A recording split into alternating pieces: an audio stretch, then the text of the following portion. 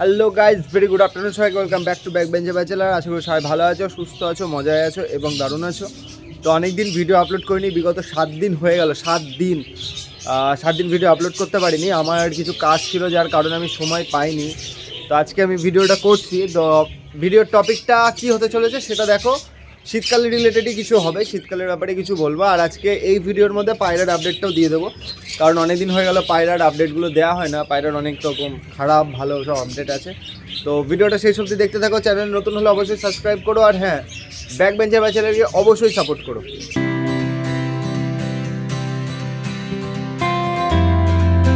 তো প্রথমত পায়রার যে ভিডিওটা বলি, ব্যাপারটা হচ্ছে আমি এখন শীতকাল যেহেতু, তো আমি পায়রাগুলোর ঘরটা পুরো বন্ধ করে রেখেছি, চারিদিক দিয়ে রোদ ঢোকে না, ওই জন্য আমার লাইট জ্বালিয়ে রাখতে হয় শীতের জন্য। ঠিক আছে, তো এখানে মেলগুলো ছিল, ফিমেলগুলো তো আছেই। এই ফিমেলটার শরীরটা ভালো না যাত্রা, ঠিক আছে। তো এবার যেই আপডেটটা দেখাই, ব্যাপারটা 2 রকমের জোড়া দিয়েছিলাম। তার মধ্যে এই জোড়াটা ছিল, ঠিক আছে, যেটা আমার বাড়ির সব থেকে ভালো পাখি মানে পায়রা। তো এদের 2টো ডিম ছিল, একটা ডিম এরা নিজেরাই ফেলে নষ্ট করে দিয়েছে। আর এখন একটা বাচ্চা হয়েছে, এদের একটা বাচ্চা, ঠিক আছে। বাচ্চাটা যত সময় বিস্কুট কালারের হবে, দেখতে পাচ্ছ, একটাই বাচ্চা হয়েছে। আর পাশে আরেকটা নতুন জোড়া দিলাম, কারণ এর আগের জোড়াটা নষ্ট করে দিয়েছে। ওদের ডিম বাচ্চা হয়েছিল, কিন্তু বাচ্চাটাকে না খাওয়ানোর জন্য মরে গেছিলো। তো এখন আমি দিয়েছি আমার বাড়ির শ্বেত মদ্দাটার সাথে ম্যাড্রাস মেদ্দির জোড়া, ঠিক আছে। এটা আমি গত পরশু দিনকে জোড়াটা দিয়েছি। এবার এদের এখনও ডিম পারেনি, এরা দেখি কবে ডিম ফিম পারে। তো জোড়াটা দেওয়া আছে, থাক, এবার দেখি কি আপডেট হয়। আর এই বাচ্চাটা বড় হলে কীরকম হবে সেটা আমি অবশ্যই জানাবো। এদের বাচ্চা সব সময় ভালো হয়, ভালো ওড়ে, ঠিক আছে। তো পায়রার এই ছিল ছোট করে আপডেট, আর পাখির অনেকগুলো আপডেট আছে। তো বন্ধুরা, কলোনিতে আসলাম। তো এখন কলোনিতে আসার পর তোমাদেরকে পুরো কলোনির আপডেটটা দেখাবো, যে পাখিগুলোর এখন কি আপডেট হচ্ছে, পাখিগুলোর কি অবস্থা সেটা দেখাই, চলো। তো প্রথম হাঁড়ি থেকে স্টার্ট করি। দেখো, ছোট্ট ছোট 4টে বাচ্চা, ঠিক আছে। আমি একটা একটা করে দেখাচ্ছি। এখানে 2টো বাচ্চা আছে, এখানে ডিম আছে, আচ্ছা। আরও দেখো, এখানেও বাচ্চা আছে, 3টে বেবি আছে এখানে। আর এখানে একটা আছে, এটা অনেকটা বড় হয়ে গেছে, একটুখানি দেখাতে পাচ্ছি। ওই দেখো, একটা বাচ্চা আছে, এর মা নেই, খাওয়াবে এখন, ঠিক আছে। এর মা নেই এখন। প্রত্যেকটা বক্সে হাঁড়িতে কিছু না কিছু আছে। এই হাঁড়িতেও ডিম আছে, ঠিক আছে। ব্রিডিং প্রোগ্রেস দেখাচ্ছে। আমার আপাতত বদ্রিগুলোর থেকে বাচ্চা আমি পাচ্ছি, ঠিক আছে। এইখানটাতে ফ্যালোগুলো ছিল, আমি এটা ঢেকে রেখেছি উপরে, কারণ এখানে পাখিগুলো খুব ডিস্টার্ব করে। ওই বাইরের পাখিগুলো এদেরকে খুব ডিস্টার্ব করে, জন্য এটা ঢাকা আছে। তো এখানে আমার সব বদ্রিগুলো রাখা আছে, রেড আই, ফ্যালো, ঠিক আছে। স্প্যাঙ্গেলটা আমি আলাদা করে দিয়েছি। এখানে স্প্যাঙ্গেলের বাচ্চা আছে, দেখতে হবে কটা আছে। স্প্যাঙ্গেলের বাচ্চাগুলো বড় হয়ে গেছে। ওখানে মোটামুটি দেখতে পাচ্ছি 3টে মতো স্প্যাঙ্গেলের বাচ্চা হয়েছে, ঠিক আছে। 3টে স্প্যাঙ্গেলের বাচ্চা হয়েছে, ওই 2টো গত বছরের বাচ্চা।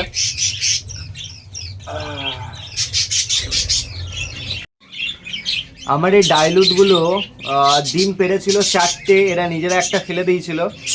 আর এদের যে বাকি 3টে ডিম ছিল নষ্ট হয়ে গেছে, ঘোলা হয়ে গেছে, 3টে ডিমই ফেলে দিয়েছি। আর আমার এই যে বক্সটা যেখানে আছে অ্যালবিনোগুলোর কাছে ডিম আছে। আমি তোমাদেরকে একটাবার দেখাই অ্যালবিনোর কাছে ডিম আছে কিনা, জাস্ট একটুখানি দেখো। এই দেখো, ডিম 4টে ডিম পেড়েছে।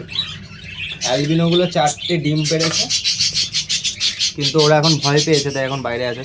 তো ওদেরকে একটু ছাড়তে হবে, একা ছাড়তে হবে। হ্যাঁ, এই পাখিটা ডিম পারে না, কোনোগুলোও ডিম পারেনি। আমার ব্রিডিং প্রোগ্রেস একদিক দিয়ে ভালো, একদিক দিয়ে খারাপ হচ্ছে, কারণ কোনোরগুলো আমার এখনও কোনো রকম ডিম পাড়ার লক্ষণ নেই, ঠিক আছে। বক্স দেওয়া আছে। আর আমার এই লাভবারটা লুটিনো ফিশার স্প্লিট, এইখানটায় যেটা ছাল থাকে, এখনও ডিম পারেনি। তাও একবার আমি নিজে দেখি, তোমাদেরকেও দেখাই। দেখো, এগুলো বক্স, এই খুললাম, ঠিক আছে। ওই দেখো, নেস্টিং করা আছে, আর কোনো ডিম নেই।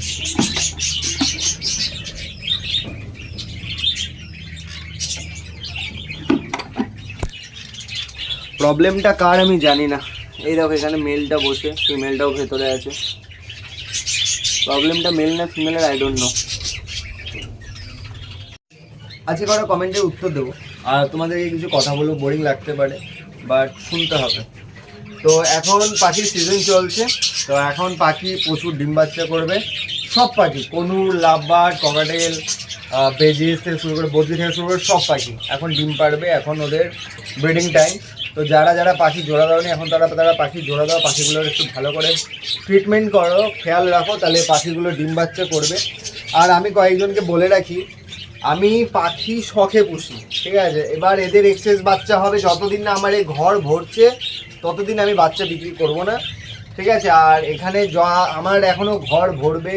তারপর এবার তোমাদেরকে একটা জিনিস দেখায়, আমার যেটা ইচ্ছা আছে, এই যে গ্যাপগুলো দেখতে পাচ্ছ, এই উপরে গ্যাপ আছে, কতগুলো বক্স নেই উপরে এই যে বক্সগুলো দেখছো, এই লাইনটা পুরো ফাঁকা, ঠিক আছে। পেছনটা ফাঁকা, ঠিক আছে। এই যে জায়গাগুলো যতগুলো গ্যাপ দেখতে পাচ্ছ না, এই ঘরটা পুরো বদ্রি দিয়ে যতক্ষণ না গিজ গিজ গিজ গিজ করবে ততক্ষণ আমি বদ্রি পাখির বাচ্চা সেল করব না। আর হ্যাঁ, আমি তোমাদেরকে এটা জানিয়ে রাখি যে আমি বদ্রি পাখির যে খাবারগুলো কিনি, এই খাবারগুলো কিনতে না আমি কোনো বদ্রি পাখি সেল করি, না কোনো লাভবার্ড সেল করি, নাথিং।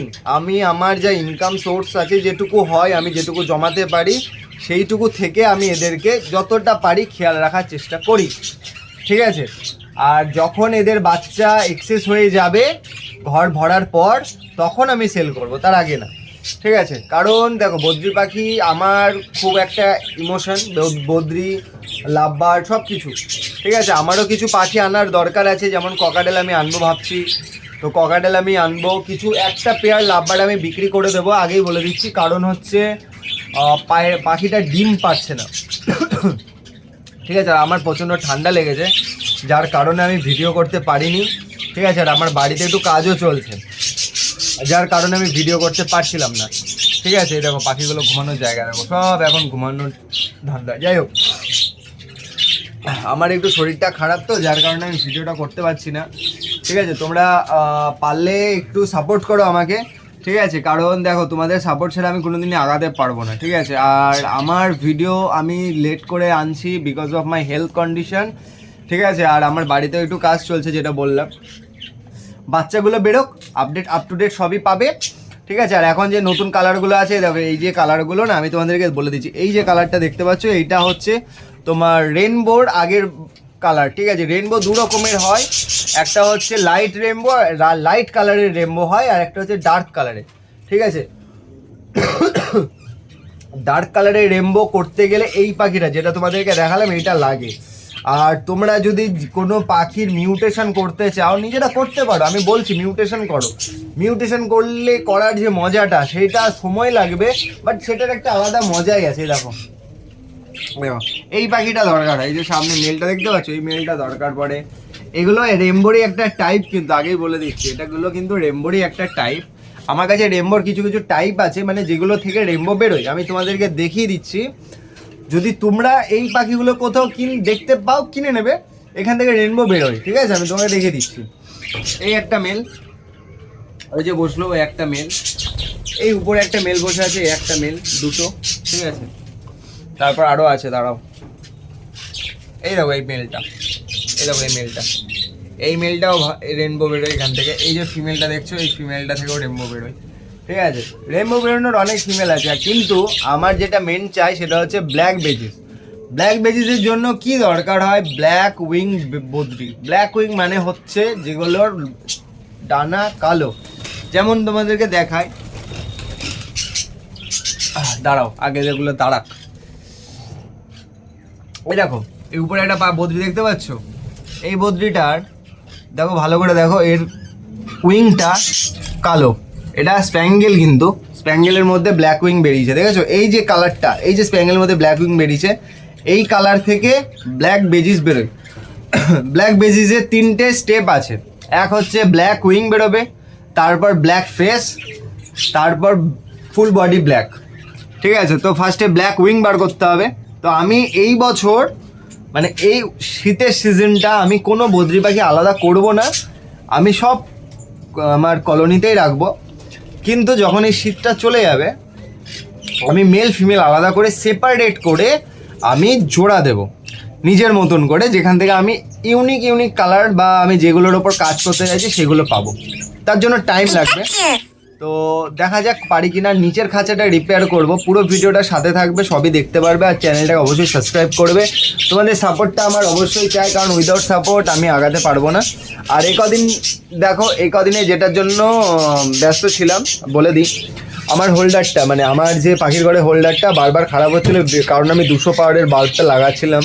তো 200 পাওয়ারের বাল্ব লাগালে খারাপ হয়ে যাবে, তো কেউ 200 পাওয়ারের বাল্ব লাগাবে না। দরকার হলে দেখো 100 পাওয়ারের বাল্ব লাগানো আছে, 100 পাওয়ারের দুটো দাও, ঠিক আছে, বাট 200 পাওয়ারের বাল্ব দেবে না, কারণ আমার মতন ফেস করবে। আমার এর পেছনে টোটাল 100 টাকা খরচা হয়ে গেছে। এগুলো আমার টোটাল 4টে কেটেছে, 4টে নষ্ট হয়েছে। দেখো ভেতরটা পুরো নষ্ট হয়ে গেছে, ঠিক আছে। ওই যে ইটা নড়ে গেছে, দেখেছো প্লাগ ইটা, এই ভেতরে একটা দেখো যেখানে দুটো দাঁতে এই মানে হুক টাইপের আছে, ওটা নষ্ট হয়ে গেছে। এরকম আমার 4টে পড়ে আছে, কিছু করার নেই, ঠিক আছে। আর আজকে পাখিগুলোকে দিয়েছিলাম সফট ফুড। এখন এই বাল্বটা থেকে না ভালো হিট আসে, বাম্পার হিট আসে, ঠিক আছে। তো আজকে ভিডিও ছিল এই, তো যাদের কিছু জানানো হবে অবশ্যই জানাবে। পাখি এখন বিক্রি করছি না, আর তোমাদেরকেও বলবো শীতটা পুরো রাখো পাখি, শীতের পর পাখি বিক্রি করো, ঠিক আছে। শীতের পরে পাখি বিক্রি করবে, ভালো হবে।